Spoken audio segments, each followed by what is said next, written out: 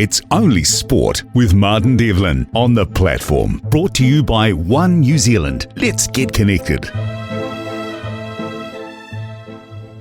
It's Only Sport with Martin Devlin on the platform. Brought to you by One New Zealand. Let's get connected. Look out! The captain's away!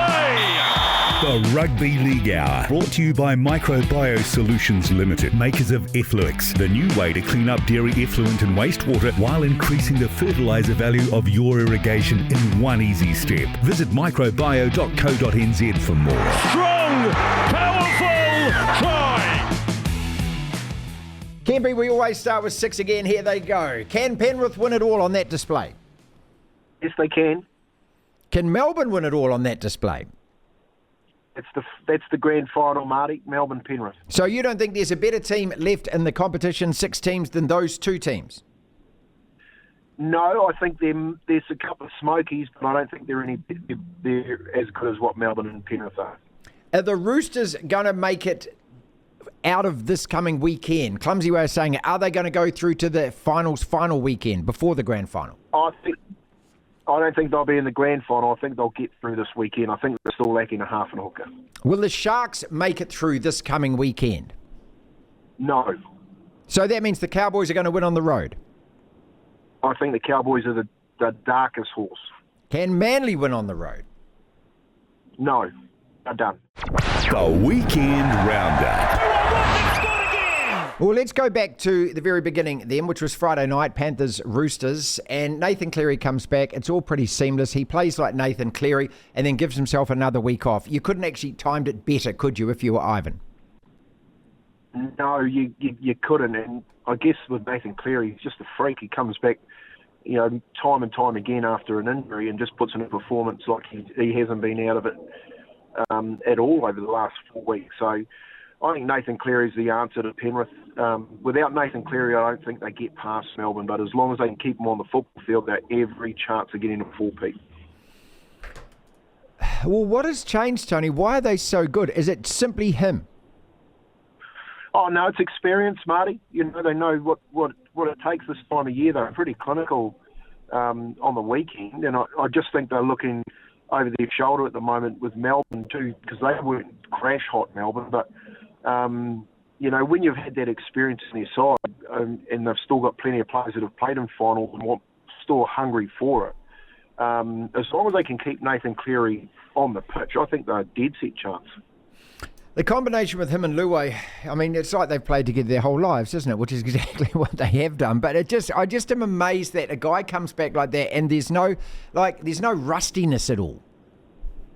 I want you to cut and clip this one, Marty, because I'm going to make a prediction. I've been thinking about West Tigers next year, and only because you mentioned Luai. I think West Tigers make the 8 next year. What? All right? So I think Luai and Cleary are the key to them getting a 4-peat. Luai's form over the last 6 weeks has been absolutely outstanding. Nathan Cleary coming back and giving him a couple of weeks rest before the grand final. You've got to remember Luai played with a busted shoulder last year. Young Jack Cogger come in and turned the game around and gave Cleary that 15 minutes of fame to win a game against the Broncos. I think this year Luai actually hits, if they get through the major semi, they have this week off, he has a rest, he comes back for the next game. I think Luai possibly is special too if they do win it, to probably pick up the Player of the Day medal in the grand final. I think he's playing that good at the moment.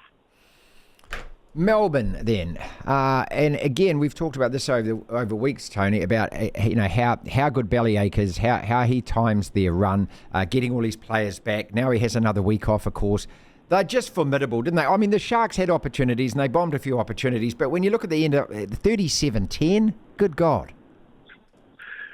Well, yeah, and they were scratchy, for long periods of time. And Jerome Hughes, I thought that was probably a game that he probably wants to just get out the back door and get on to the next one, So just got so much strike, haven't they? Pepinel's in at the back, and Munster's still playing with a groin injury. He got 3 tries from your Harry Grant at hooker, and Jerome Hughes having a bit of an off day. The only thing that probably will get him, Marty, is the big occasion now. If they've got enough in those young blokes to come out and play some some grand final footy, because that's what the question will be, and I guarantee you what they're talking about if Penrith and Melbourne make it through to grand final week is that you've got experience versus all these young kids that haven't been there and experienced it. But on the back of that, they won the minor premiership quite easily in the end, Melbourne, and they've got rid of the first opponent in the first week quite easily, and I can't see them being troubled too much in the second week either. Look, when you look at the scores from last year and, the final 8 and the way that it played out in the very first round, and they actually did it in both rounds, let's be fair to them, that Penrith and Brisbane just spanked the other teams. And we're seeing that again with Penrith and Melbourne. Did you see them both go up a level in this weekend? I thought I did, Marty. I thought that they were just, they did exactly what they were meant to do. They came in, they were clinical. They got rid of the sides easy enough. They know how important it is to have a week off in this top 4 competition. It's never ever been one out of the top 4 in this format. And this is the reason why they get to recoup. They get to spend 2 weeks getting prepared for the big game. They know who it's going to be. They'll be preparing for the outcomes, and all the analysis will be done. And it's going to be very hard for the teams that win this weekend to go out next weekend and try and get one over Melbourne and Penrith. So it's lining up for a Melbourne-Penrith grand final. All but, I just think with Sydney City, if they had Walker and Brandon Smith, then it would be a hell of a game next weekend. And I just think Turbo for Manly's out, and the Cowboys are just that unknown as they have been all year. They're either hot or cold. And the thing with the Cowboys, they haven't been hot long enough over a period of time to actually scare you going into the next couple of weeks. So you're talking clinical. I think Melbourne and Penrith is going to plan exactly how it's playing out at the moment for them. Tony Kemp, former Warriors coach, 25 games for the Kiwis, played his professional league in both hemispheres. Yeah, and just running by those results last year in the very first round, people. Brisbane 26, Storm 0. And so then the Storm turned around 37-10 over the Sharks. You see what I mean? Penrith 32, Warriors 6, and then Penrith 30, Roosters 10. So it is playing out. The two best teams are the two best teams.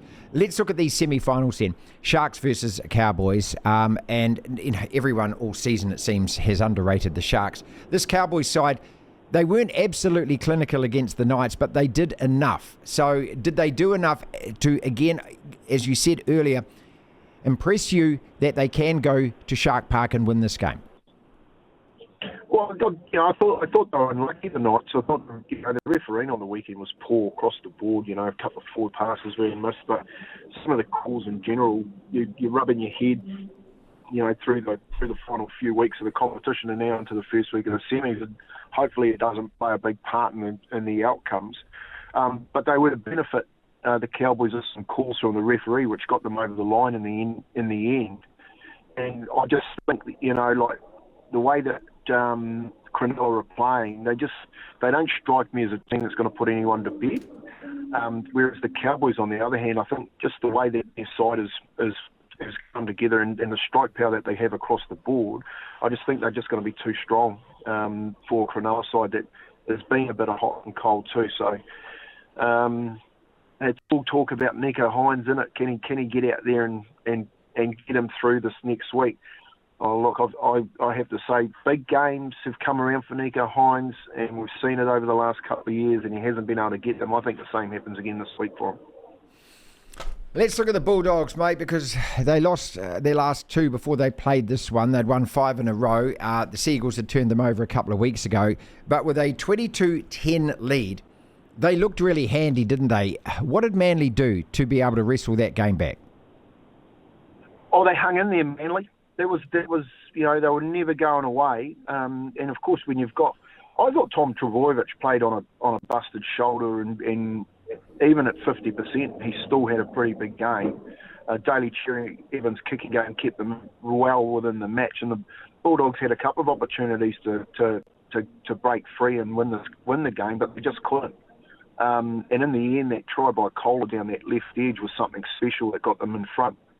And although, you'd think that Burton may be able to kick a 40-metre drop kick to get the 2 points back, he just couldn't pull it off, and Manly snuck in with the win. So you'd be disappointed, Serraldo. Did the Addo Carr drama of the week play out on his team? Look, I thought they had the whole rub of the green in the game, Canterbury.